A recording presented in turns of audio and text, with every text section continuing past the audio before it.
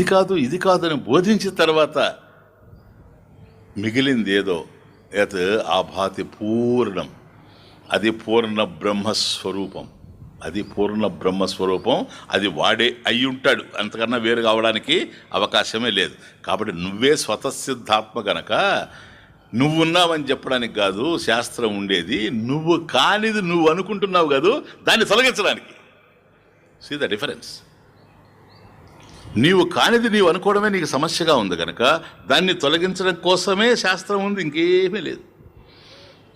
కాబట్టి ఇప్పుడు బ్రహ్మం ఎక్కడుంది బ్రహ్మం? అవిజ్ఞాతం విజానతాం. ఎవరికైతే బాగా తెలుసు అనుకుంటున్నాడు వాడికి ఏం తెలియడం లేదు, వాళ్ళందరికీ కూడాను విజ్ఞాతం అవిజానతాం.